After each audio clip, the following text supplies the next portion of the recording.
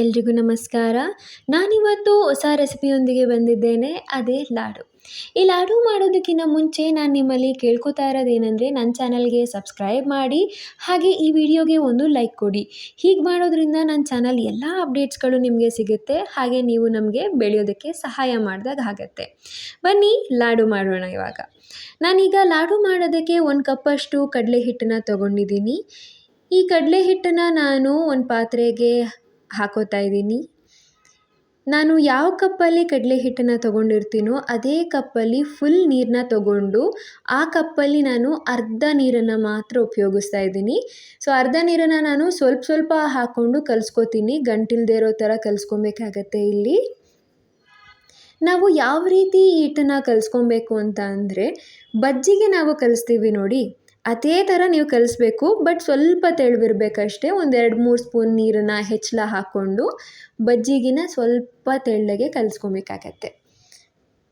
So ನಾನೀಗ ಕ್ಲೀನಾಗಿ ಗಂಟಿಲ್ದಿರ ಕಲಿಸ್ಕೊತಾ ಇರೋದು. ಸೊ ಅದಕ್ಕೆ ಸ್ವಲ್ಪ ನೀರು ಹಾಕ್ಕೊಂಡು ಕಲಿಸ್ಕೊಳ್ಳಿ. ಒಟ್ಟಿಗೆ ಹಾಕ್ಕೊಂಡು ಕಲಿಸ್ಕೊಂಡ್ರೆ ಗಂಟು ಆಗಿಬಿಡುತ್ತೆ.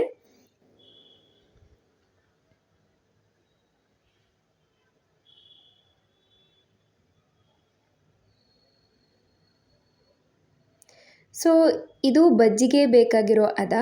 ಸೊ ಈ ಹದಕ್ಕೆ ಬಂದಾದಮೇಲೆ ನಾನಿಲ್ಲಿ ಒಂದು 3 ಸ್ಪೂನು ನೀರನ್ನು ಹಾಕೋತಾ ಇದ್ದೀನಿ, ಅದಕ್ಕಿಂತ ಸ್ವಲ್ಪ ತೆಳ್ಳವಾಗಿ ಮಾಡೋದಕ್ಕೆ.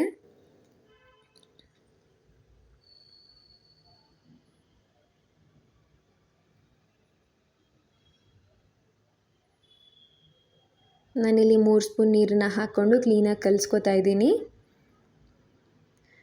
ಸೊ ಇಷ್ಟು ತೆಳ್ಳಗೆ ಆದರೆ ಸಾಕಾಗತ್ತೆ. ಮೋತಿಚೂರ್ ಲಾಡು ಮಾಡೋದು ಕೂಡ ಹೀಗೇ.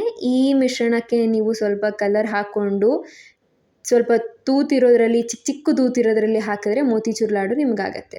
ಸೊ ನಾನಿವಾಗ ನಾರ್ಮಲ್ ಲಾಡು ಮಾಡ್ತಾ ಇರೋದು. ಆ ನಾರ್ಮಲ್ ಲಾಡು ಮಾಡೋದಕ್ಕೆ ನಾನು ಈ ಥರ ತೂತಿರುವಂತಹ ಪಾತ್ರೆನ ತೊಗೊಂಡು ಅದರೊಳಕ್ಕೆ ಹಿಟ್ಟನ್ನ ಹಾಕ್ಕೊಂಡು ಎಣ್ಣೆಗೆ ಬಿಡ್ತೀನಿ.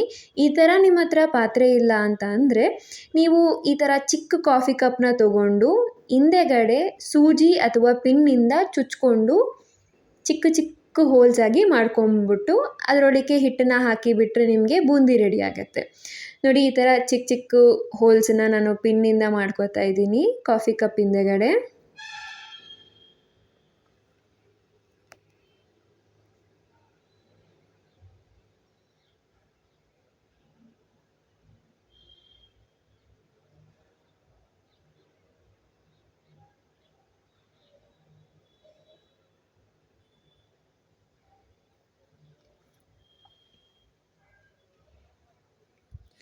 ಈ ಥರ ಚಿಕ್ಕ ಹೋಲ್ಸ್ ಮಾಡಿಕೊಂಡು ಇದರೊಳಗೆ ಹಿಟ್ಟನ್ನು ಹಾಕ್ಕೊಂಡು ಬಿಟ್ಟರೆ ನಿಮಗೆ ಬೂಂದಿ ರೆಡಿ ಆಗುತ್ತೆ.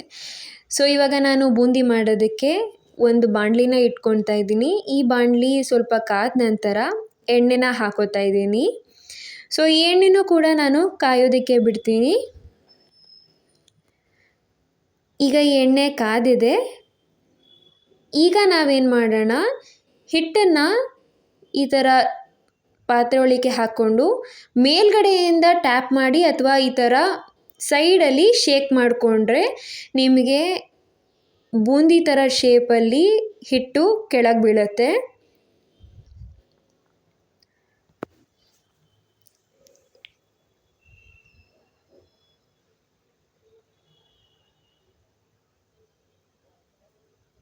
ನೋಡಿ, ಈ ಥರ ಬೂಂದಿ ಥರ ಶೇಪಲ್ಲಿ ನಿಮಗೆ ಹಿಟ್ಟು ಕೆಳಗೆ ಎಣ್ಣೆಯಲ್ಲಿ ಬಿದ್ದಿದೆ.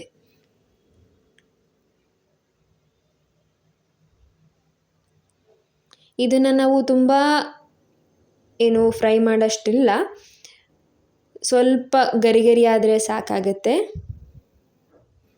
ನೋಡಿ, ಇಷ್ಟು ಗರಿ ಆದರೆ ಸಾಕು. ನಾನಿವಾಗ ಎತ್ತಿ ಒಂದು ಪ್ಲೇಟಿಗೆ ಹಾಕೋತೀನಿ. ಹಾಗೆ ಮಿಕ್ಕಿದೆಲ್ಲ ಮಿಶ್ರಣನೂ ಕೂಡ ಇದೇ ಥರ ನಾನು ಹಾಕ್ಕೊಂಡು ಕರ್ಕೊಬೇಕಾಗತ್ತೆ. ನೋಡಿ, ನಾನು ಎಲ್ಲ ಮಿಶ್ರಣನ ಹಾಕ್ಕೊಂಡು ಈ ಥರ ಕರ್ಕೊಂಡಿದ್ದೀನಿ. ನಿಮಗೆ ಬೂಂದಿ ಏನಾದರೂ ಸ್ವಲ್ಪ ದೊಡ್ಡದಾಗಿದೆ ಅಂತ ಅಂದರೆ ಕೈಯಲ್ಲೇ ನೀವು ಇಸ್ಕಿ ಕಟ್ ಮಾಡ್ಬೋದು ಈ ಥರ.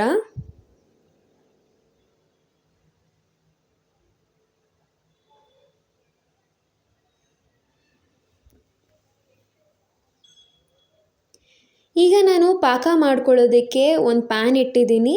ನಾನಿಲ್ಲಿ ಕರೆಕ್ಟಾಗಿ 1 ಕಪ್ಪಷ್ಟು ನೀರನ್ನು ಯೂಸ್ ಮಾಡ್ತಾ ಇದ್ದೀನಿ.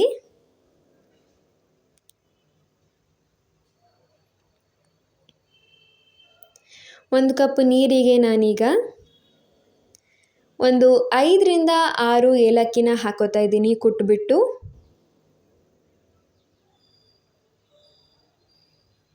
ಹಾಗೆ ನಾನಿಲ್ಲಿ ಸಕ್ಕರೆನ ಹಾಕೋತಾ ಇದ್ದೀನಿ. ಸಕ್ಕರೆನ ನಾನು ಅರ್ಧ ಕಪ್ಗಿನ್ನ ಸ್ವಲ್ಪ ಹಾಕ್ಕೊಂಡು ಇದು ನೀರಿಗೆ ಹಾಕ್ತಾ ಇದ್ದೀನಿ. 1 ಕಪ್ ಫುಲ್ಲು ಸಕ್ಕರೆ ಹಾಕ್ಕೊಬಾರ್ದು, ಯಾಕಂದರೆ ನೀವು ಬೂಂದಿನ ಸಕ್ಕರೆ ಪಾಕದಲ್ಲಿ ಹಾಕಿ ಆಮೇಲೆ ಲಾಡು ಮಾಡಾದಮೇಲೆ ನಿಮಗೆ ಸಕ್ಕರೆ ಮುದ್ದೆನೇ ತಿಂದಂಗೆ ಅನಿಸುತ್ತೆ. ಅದಕ್ಕೆ ನಾನಿಲ್ಲಿ ಸ್ವಲ್ಪ ಕಲರಿಗೋಸ್ಕರ ಕೇಸರಿನ ಹಾಕ್ಕೊಂಡಿದ್ದೀನಿ. ಕೇಸರಿ ತುಂಬ ಕಲರ್ ಕೊಡಲ್ಲ, ಬಟ್ ಸ್ವಲ್ಪ ಕಲರ್ ಇರಲಿ ಅಂತ ಅಂದ್ಬಿಟ್ಟು ನಾನು ಕೇಸರಿನ ಹಾಕೋತಾ ಇದ್ದೀನಿ.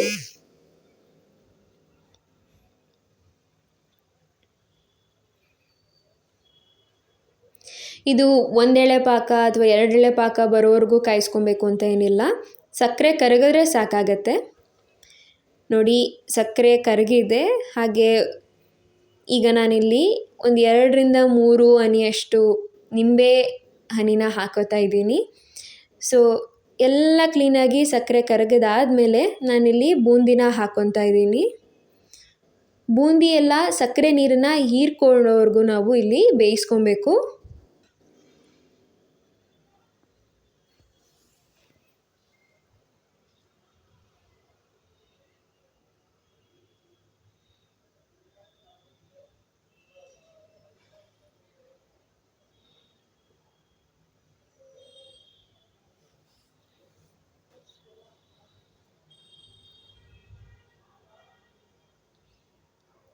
ಬೂಂದಿ ಎಲ್ಲ ಕ್ಲೀನಾಗೆ ಸಕ್ಕರೆ ನೀರು ಹಿಡ್ಕೊರೋವರೆಗೂ ನಾವು ಬೇಯಿಸ್ಕೊಬೇಕಾಗತ್ತೆ. ಸೊ ನೋಡಿ, ಈ ಥರ ಬಂದಾದಮೇಲೆ ನಾನೀಗ ತುಪ್ಪ ಹಾಕೋತಾ ಇದ್ದೀನಿ.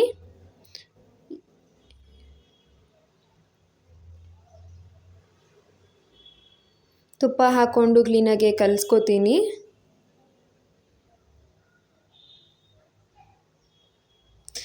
ಇದಾದ ನಂತರ ನಾನು ಸ್ಟವ್ನ ಆಫ್ ಮಾಡಿಬಿಟ್ಟು ಈಗ 1 ಸ್ಪೂನ್ ತುಪ್ಪನ ಹಾಕ್ತಾಯಿದ್ದೀನಿ ಸುತ್ತಲೂ. ಈ ಥರ ಹಾಕಿಬಿಟ್ಟು ನಾನು ಒಂದು 10ರಿಂದ ಒಂದು 15 ನಿಮಿಷ ತಣ್ಣಗಾಗೋಕ್ಕೆ ಬಿಡ್ತೀನಿ. ಈಗ ತಣ್ಣಗಾಗಿದೆ. ನಾನಿವಾಗ ಲಾಡುನ ಉಂಡೆ ಮಾಡೋದಕ್ಕಿಂತ ಮುಂಚೆ ಸ್ವಲ್ಪ ತುಪ್ಪನ ಕೈಗೆ ಸವರ್ಕೊಂಡು, ಹಾಗೆ ಒಂದು ಸ್ಪೂನಷ್ಟು ತುಪ್ಪನ ಅಥವಾ 2 ಸ್ಪೂನಷ್ಟು ತುಪ್ಪನ ನಾನಿಲ್ಲಿ ಹಾಕ್ಕೊಂಡು ಕ್ಲೀನಾಗಿ ಉಂಡೆ ಕಟ್ಕೋತೀನಿ.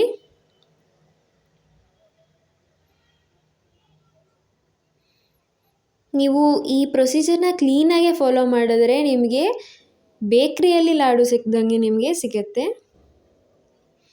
ನಾನಿದಕ್ಕೆ ಯಾವುದೇ ಥರದ ಗೋಡಂಬಿ ದ್ರಾಕ್ಷಿ ಏನೂ ಹಾಕಿಲ್ಲ. ನಿಮಗೆ ಗೋಡಂಬಿ ದ್ರಾಕ್ಷಿ ಏನಾದರೂ ಬೇಕು ಅಂತ ಅಂದರೆ ಅದನ್ನು ಕೂಡ ಹಾಕೊಬೋದು. ನಾನಿಲ್ಲಿ ಕೈಗೆ ತುಪ್ಪನ ಸವರ್ಕೊಂಡು ಲಾಡುನ ಉಂಡೆ ಕಟ್ಕೋತಾ ಇದ್ದೀನಿ.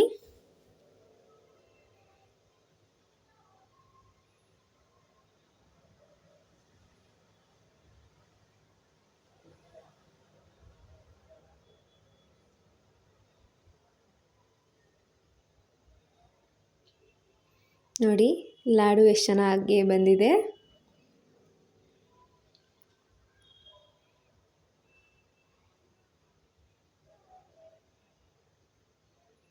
ಅದೇ ಥರ ಮಿಕ್ಕಿದ ಎಲ್ಲನೂ ಲಾಡು ಕಟ್ಕೋತಾ ಇದ್ದೀನಿ.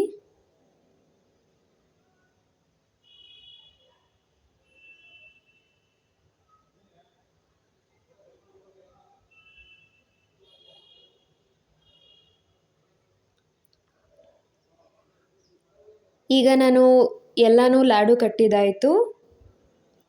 ಸೊ ಇದಾಗಿತ್ತು ಇವತ್ತಿನ ಲಾಡು ರೆಸಿಪಿ.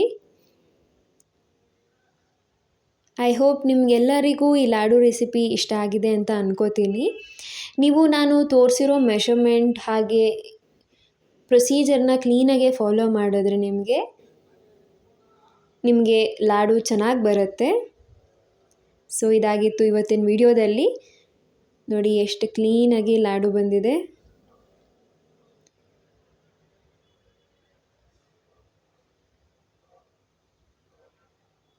ನನ್ನ ಚಾನಲ್ನ ಸಬ್ಸ್ಕ್ರೈಬ್ ಮಾಡೋದು ಮರಿಬೇಡಿ. ಹಾಗೆ ವಿಡಿಯೋಗೆ ಲೈಕ್ ಕೊಡೋದನ್ನು ಕೂಡ ಮರಿಬೇಡಿ ಮುಂದಿನ ಅಪ್ಡೇಟ್ಸಿಗೋಸ್ಕರ.